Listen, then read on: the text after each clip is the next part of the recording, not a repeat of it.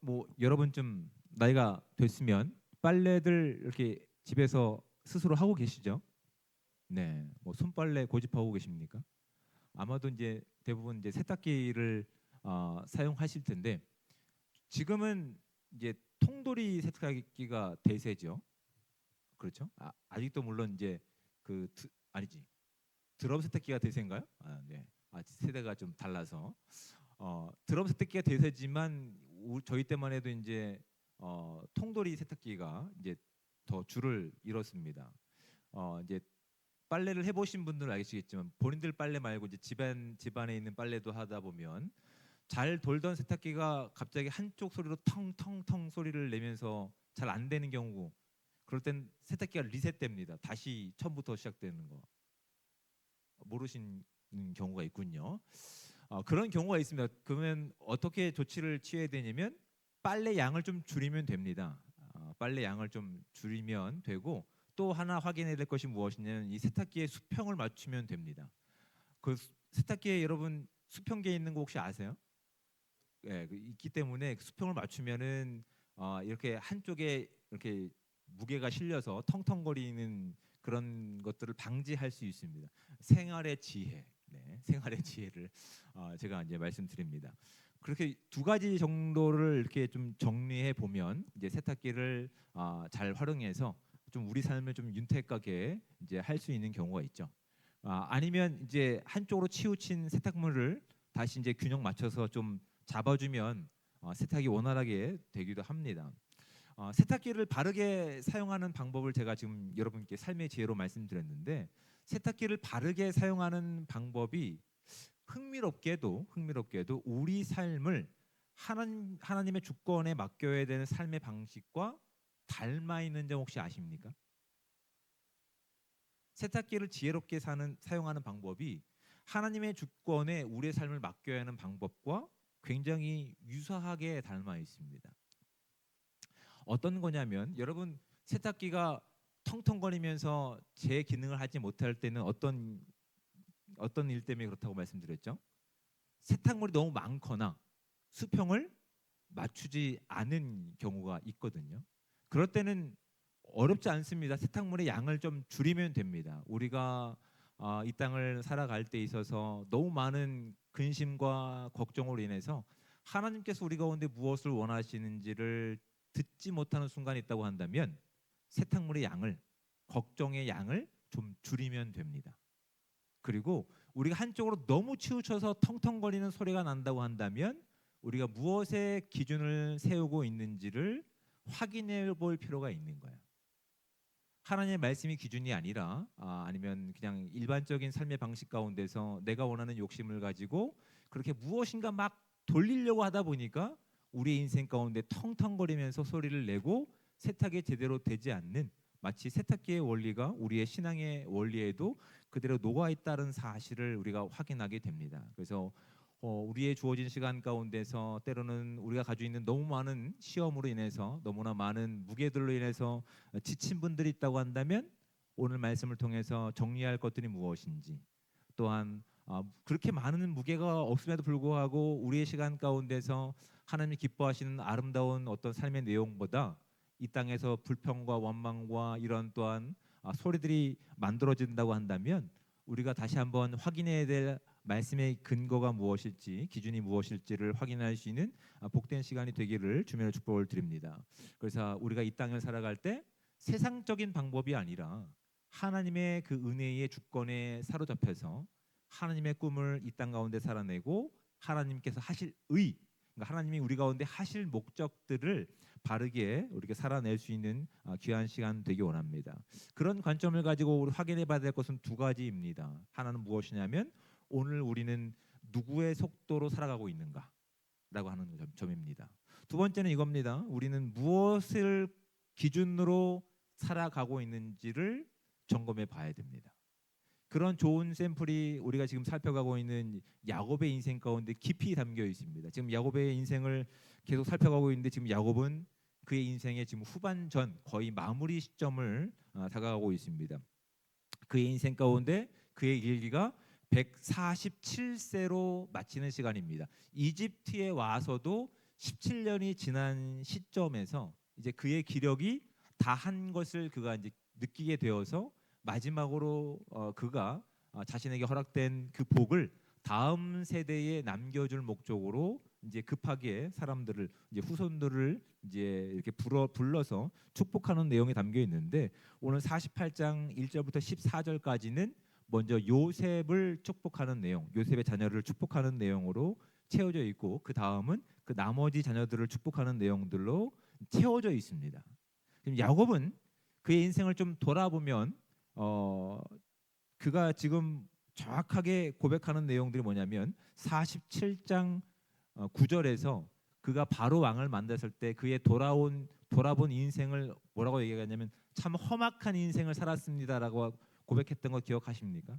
험악하다라고 하는 그 이제 히브리어 단어가 라라고 하는 이제 히브리어 단어인데 그것이 원래 의미하는 것은 악입니다. 악. 그러니까, 에빌, 그러니까 나쁜 것, 선하지 않은 것, 또한 악한 것 이런 단어의 의미가 라입니다. 그러니까 그의 인생이 사실은 하나님의 주권과 하나님의 손길 가운데 붙잡혀 있는데 그의 인생을 되돌아보니 본인은 뭐라고 고백하는 겁니까? 본인의 인생이 참 험악하다는 표현 가운데 악한 인생이었습니다. 선한 것보단 나쁜 인생이었습니다라고 고백하고 있다고요. 왜 그랬을까요? 그 인생 가운데 하나님이 계획하셨던 꿈이 담겨 있었는데 하나님의 하나님이 하실 일들에는 목적이 담겨 있었는데 그 속도와 그 목적대로 살지 않고 자기 속도와 자기가 원하는 대로 열심히 살아왔던 그래서 마치 세탁기가 소리냈던 그의 인생이 그에게 보여지는 거예요. 내 인생을 돌아보니 내 관점에서 봤을 때 참 악한 인생이었습니다.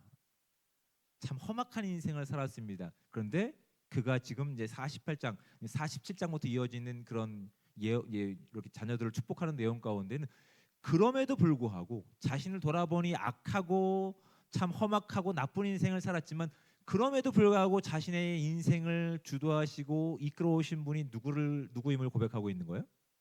하나님이심을 고백하고 있는 거예요. 너희는 내가 살아왔던 하나님의 뜻하심과 하나님의 속도를 벗어냈던 그래서 내 스스로 고백할 때 참 악한 인생을 살지 말고 하나님의 목적을 따라서 하나님의 계획하심을 따라서 하나님의 꿈을 따라서 하나님의 생명을 따라서 그렇게 살기를 내가 간절히 원한다라는 마음이 이제 그의 유언 가운데 담겨 있는 겁니다. 그의 인생을 돌아보면 그럴 말도 하죠.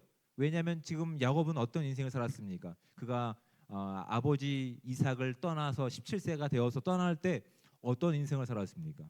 장자권이라고 하는 하나님의 축복을 빼앗기 위해서 눈치 보던 가슴 졸이던 하나님의 시간과 하나님의 속도가 아니라 자기의 속도를 가지고 그렇게 긴급하게 살았던 인생의 모습을 보지 않습니까? 결국 그는 그 시간 하나님의 주권과 계획하심 가운데 도망자라고 하는 신세를 가지고 삼촌 라반의 집으로 도망가는 시간을 갖게 되죠. 근데 삼촌 라반과 함께하는 시간 가운데 그가 하나님의 주권과 시선을 경험했음에도 불구하고 그 속도와 하나님의 말씀을 의지하고 살았을까요? 결국은 자신이 가지고 있는 것을 가지고 손해보지 않기 위해서 삼촌 라반과 경쟁했던 숨가쁘게 달려왔던 인생이 그의 삶 가운데 기억처럼 스며나오고 있는 거예요. 어느 것 하나 본인이 선하게 살아온 인생이 없는 거예요.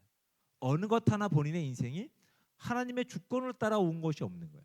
어느 것 하나 자신의 인생이 하나님의 그 약속이 주변 사람 가운데 드러나는 기회들로 삼았던 적이 없는 거예요. 그런데 그가 다시 하나님의 약속과 주권 가운데서 약속의 땅 가나안 땅으로 돌아올 때 하나님 앞에 야복강에서 한 대 맞고 나서 그가 외형적인 모습은 어떻습니까? 장애를 가지고 있습니다. 예전에 그 젊었을 때 가지고 있었던 속도를 낼 수 없어요. 그냥 절뚝절뚝 갈 수밖에 없는 거예요. 절뚝절뚝거리며 가는 그 속도가 사실은 누가 기대하는 속도일까요? 하나님이 기대하셨던 속도라는 것을 절룩거리는 그의 인생을 통해서 발견하게 되는 거죠.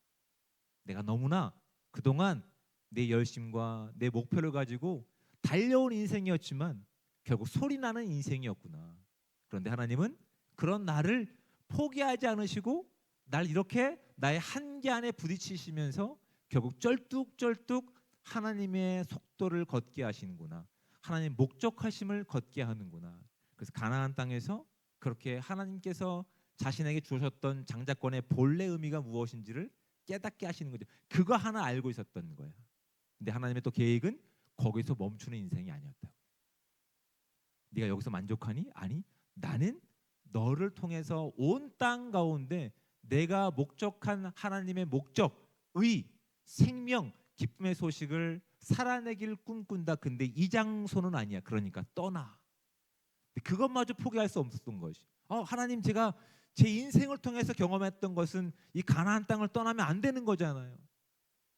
가나안 땅 장소가 문제가 아니라 누가 함께하고 있느냐, 어디에 있든지 누구와 함께하고 있느냐가 하나님 목적하시는 것임을 이제 비로소 죽었다고 생각했던 자기의 가장 편애했던 요셉이 살아있다는 소식을 듣고 다시 하나님의 속도와 하나님의 말씀으로 방향성을 지금 맞춰가는 시간 가운데 있었어요. 그렇게 하나님과 함께 낯선 땅이죠. 이집트에서, 애굽에서 17년 동안을 함께하고 있는 거라고요. 그리고 비로소 그가 깨닫기 시작하는 거예요. 내가 정말 내 속도와 내가 원하는 방식대로 살아왔구나.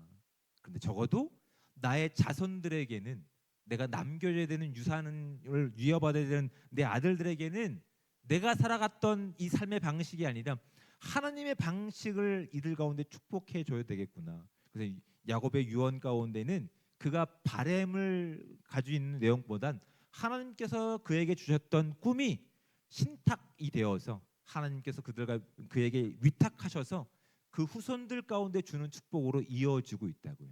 그 자녀들이, 야곱의 자녀들이 받는 그 축복의 내용들은 그들이 지금 거주하고 있는 이집트에서 완성될 내용이 하나도 없어요. 이미 그 땅에서는 하나님이 계획하신 가운데 요셉을 통해서 모든 것을 누리고 있어요. 이제 그들이 목적해야 되는 것은 현실에 안주하고 현실에 만족하는 인생이 아니라 하나님이 그렇게 자기 속도와 자기 생각을 가지고 퉁퉁거리고 살아갔던 야곱을 바꾸셔서 이스라엘로 바꾸셨던 그 은혜를 기억해서 하나님이 약속하신 가나안 땅에 들어가는 기대와 벅찬 내용을 가지고 그들이 그 꿈을 가지고 살기를 원하고 계신 거라는 사실을 분명히 알게 됩니다. 그래서 48장 2절에 보면 이렇게 되어 있습니다. 어떤 사람이 야곱에게 말하되 내 아들 요셉이 내게 왔다 하매 이스라엘이 힘을 내어 침상에 앉아라고 되어 있습니다. 여러분, 이 되게 흥미로운 거예요. 야곱의 말의 그 이름의 의미가 뭐라고 말씀드렸죠? 뒷발꿈치를 잡다라는 뜻입니다. 그러니까 의역하면 사기꾼이라는 뜻인 거예요. 누군가의 발목을 잡고 그것을 뺏어오는 그런 목적을 가지고 있는 그런 의미가 담겨 있는데, 이스라엘이라고 하는 말의 의미는 뭘까요? 하나님과 겨루어 이긴 자라고 하는 뜻입니다. 의미적으로 보면 불명예스러운 일인 거예요. 그렇게 고집센 거예요. 그렇죠? 근데 그 말의 의미 가운데서 또 복선이 있는 거라고. 그렇게 우리의 인생은 야곱처럼 하나님과 겨뤄도 내 속도를 포기하지 않는 모습이 있다고요. 하나님의 뜻하신 생명보다, 하나님의 의보다 내가 원하는 것을 이뤄내려고 하는 욕심들이 있는 삶이라고요. 그런데 그런 삶이라 하더라도 하나님께서 그 인생을 버리셨을까요? 버리지 않고 그 인생을 책임지시겠다는 하나님의 약속과 의지가 이스라엘이라고 하는 이름 가운데 담겨 있는 거예요. 오늘 본문은 그 두 가지 이름을 동시에 사용하고 있는 거라고요.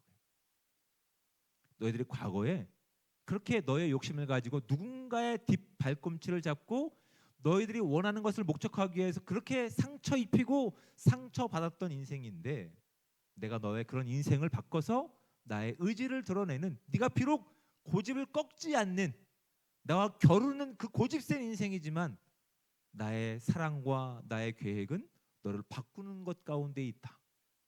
그래서 지금 하나님의 의지가 담겨 있는 그 표현이 48장 2절에는 두 가지 이름이 동시에 사용되고 있는 거예요. 어떤 사람이 야곱에게 말하되 내 아들 요셉이 내게 왔다 하며 이스라엘이 힘을 내어 침상에 앉아. 이제 자신이 죽을 날이 멀지 않았을 때 이제 야곱은 이 사실을 분명히 알고 불러내온 거죠. 그런데 이때 보면 이미 야곱은 나이가 많았기 때문에 잘 보이지 않았던 것 같아요. 이미 눈이 이제 백내장이라든지 뭐 녹내장이라든지 어떤 안질 때문에 잘 보이지 않았던 것 같아요. 그래서 그들이 왔다는 소리를 듣자 나머지 힘을 짜내서 자신에게 주어진 축복의 기회를 그렇게 이제 사용하고자 하는 거예요.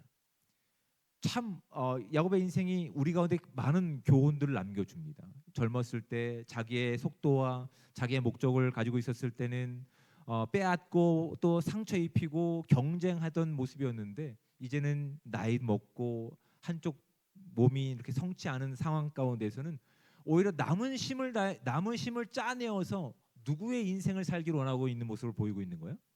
하나님의 시간과 하나님의 속도와 하나님의 목표를 사용하기 위해서 애쓰고 있는 모습이 우리 마음 가운데 도전이 되는 거예요. 야, 참 하나님이 대단하시다.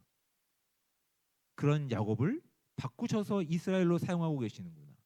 자기 속도로 살던 인생을 바꾸셔서 하나님의 속도로 살게 하시고 퉁퉁거리며 늘 싸움하던 인생 가운데서 이제 온전한 목표와 기능을 다할 수 있는 삶으로 지금 바꾸고 계시는구나를 확인하게 된다고요.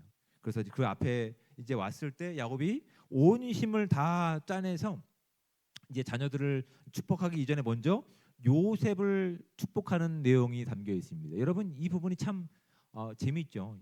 다른 형제들도 있습니다. 12명의 아들들이 있잖아요. 야곱에게는. 근데 요셉을 먼저 축복합니다. 이 마음을 여러분 좀 읽어내시겠어요? 먼저 왜 요셉부터 축복했을까? 자식이지만 하나님의 말씀에 순종하여서 하나님의 꿈을 이뤄냈을 때 우리가 그 생명을 이어갈 수 있는 귀한 은혜를 제공한 것에 대한 감사한 마음이 아마 야곱에게 있었던 것 같아요. 다른 형제들보다 먼저 요셉을 불러서 그 감사의 마음을 전하고 있는 것 같아요. 또 다른 생각도 있습니다. 아직 야곱에게는 어떤 마음이 남아 있을 수 있다고 가정할 수 있을까요?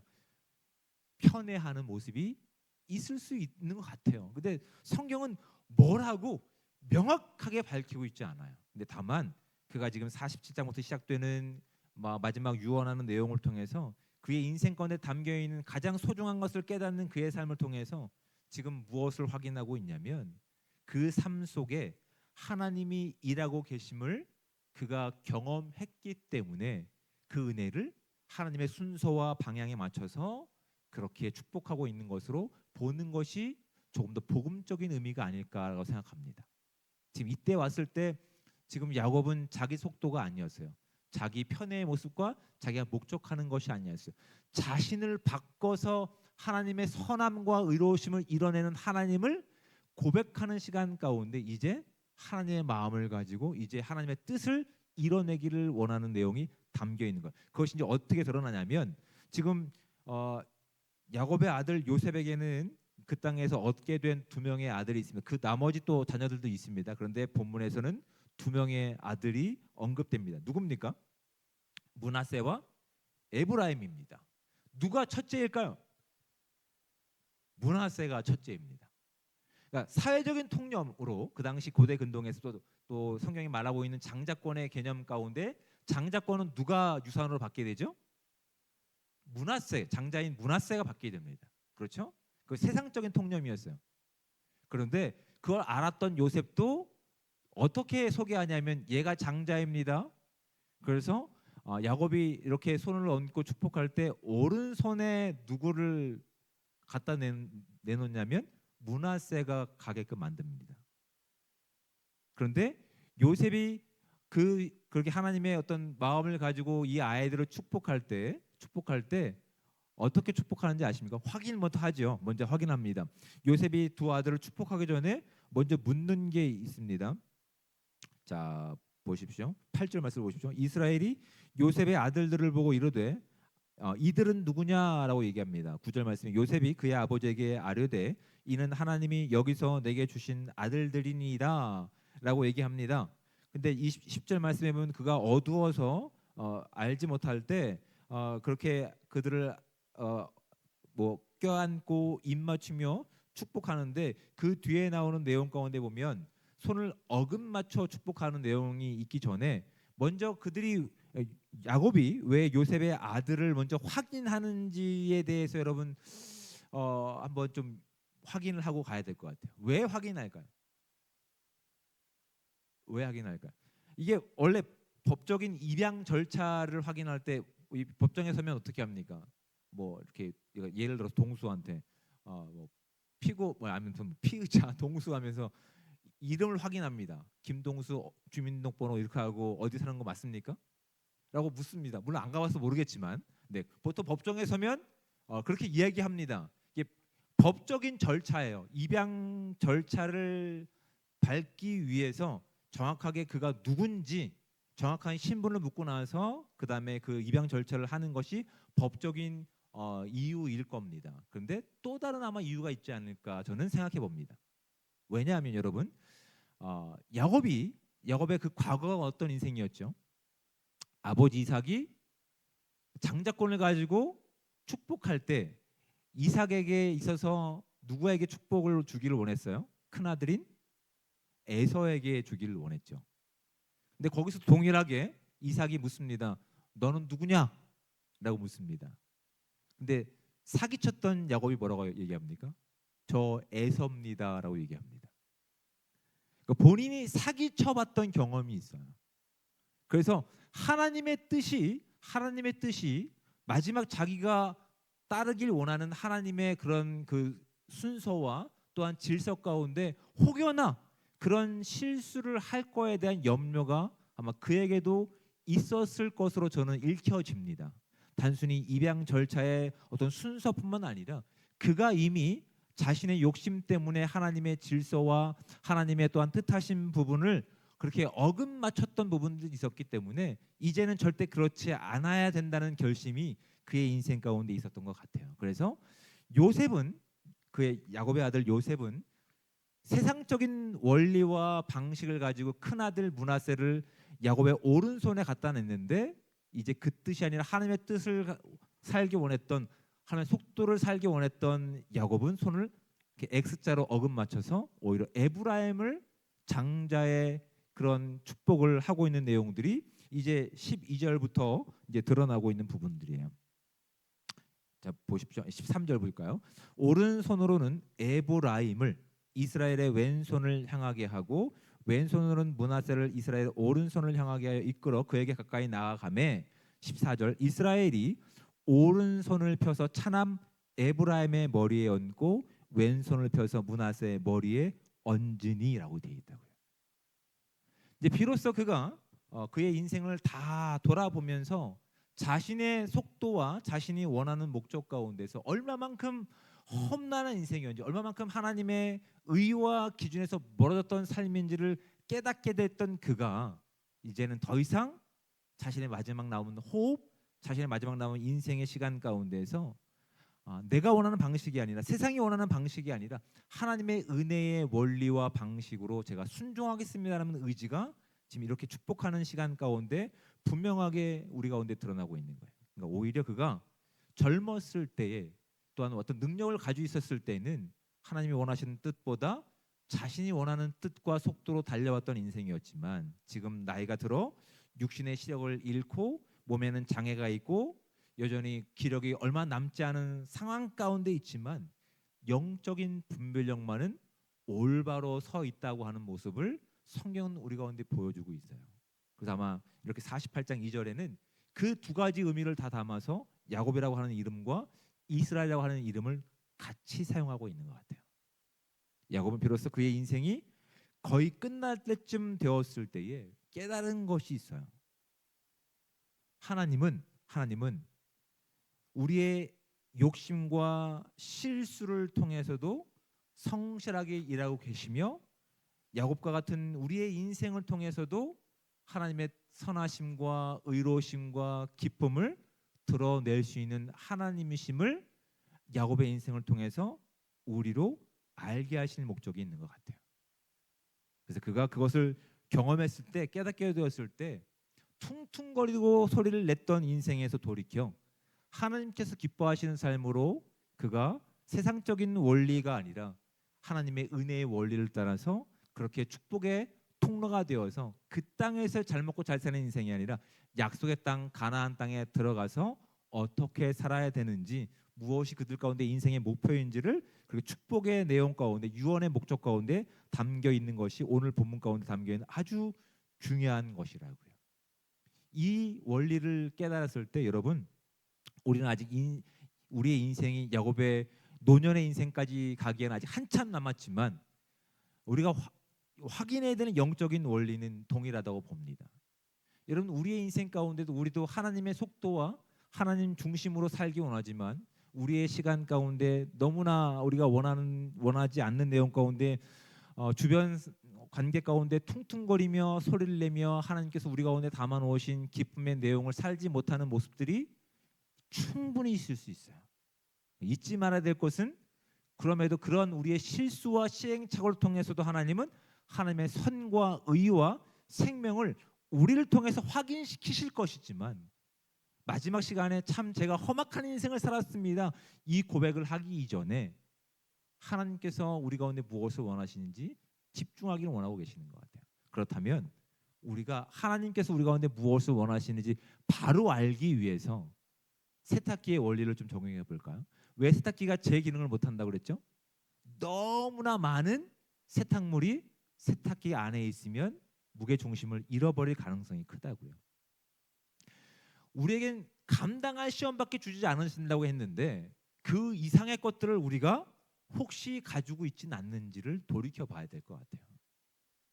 하나님, 때로는 제가 하나님의 속도와 하나님께서 원하시는 그 삶을 살아내기에 앞서서 너무나 많은 걱정이 있습니다. 너무나 많은 근심이 있습니다. 그래서 하나님의 말씀이 우리 가운데 들리지 않을 때가 있습니다. 그러니 하나님, 저의 짐을 가볍게 해달라고, 아니면 정리할 수 있는 지혜를 달라고, 아니 우리 삶 가운데 우선순위를 분명히 보여주셔서 정리할 것은 정리하고 하나님의 말씀이 우선순위가 되어서 한 걸음 한 걸음 하나님 말씀 중심으로 살아가게 해달라고, 그렇게 간구할 수 있는 저와 여러분들 되시기를 주님으로 축복을 드립니다.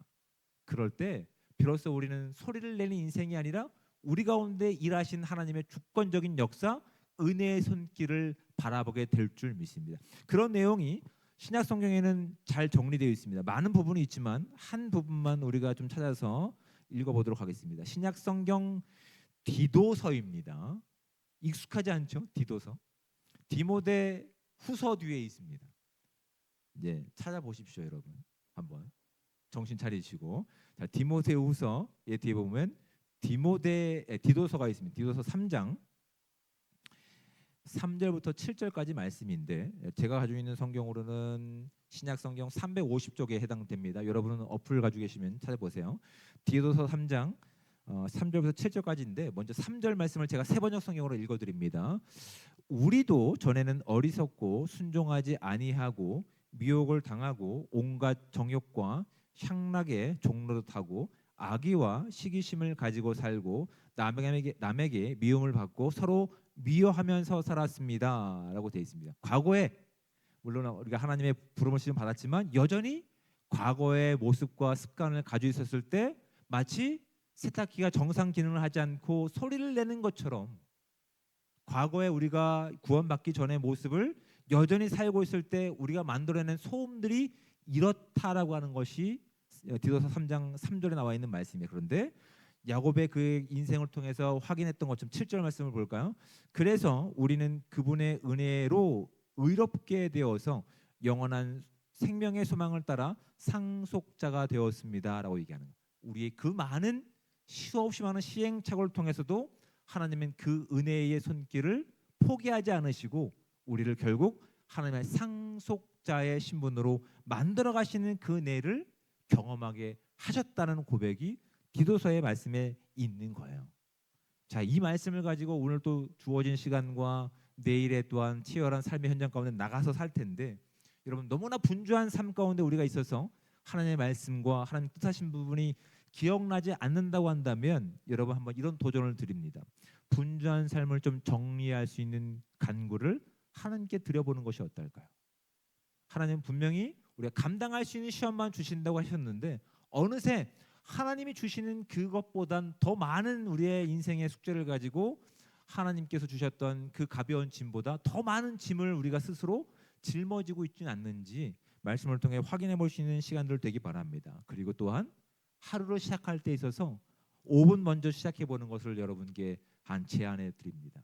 먼저 직장에 가서 5분 먼저 가서 분주하게 일을 시작하는 것이 아니라 먼저 그렇게 하나님 앞에 나가서 잠잠하게 하나님 오늘도 나에게 주신 이 시간 가운데서 하나님의 말씀을 가지고 살아보길 원합니다. 여전히 주변에 수없이 많은 내용들이 나의 어떤 기준을 바꾸려고 할 텐데 하나님이 함께 하시는 시간을 통해서 하나님 주신 말씀을 통해서 내가 그렇게 하나님의 속도를 걸어보기 원합니다. 하나님의 나에게 주신 그 생명을 걸어보기 원합니다. 그래서 하나님 나의 수없이 많은 시행착오를 통해서도 야곱을 이스라엘을 바꾸신 하나님의 은혜의 삶을 나의 인생을 통해서 그렇게 젊은 시절 경험하는 인생이 되기 원합니다. 그렇게 고백해 보는 것이 어떨까요? 그렇다면 우리의 시간 가운데도 하나님께서 함께 하셨던 그 은혜의 시간 가운데 비록 우리의 인생이 험난하게 보인다 하더라도 하나님의 뜻을 따라 걷는 삶이 우리가 은혜의 삶임을 깨닫고 우리를 보내신 그곳에서 하나님의 영광과 또한 목적하신 부분들을 살아낼 수 있는 은혜가 저와 여러분 가운데 함께 하시기를 주님으로 축복을 드립니다. 아멘.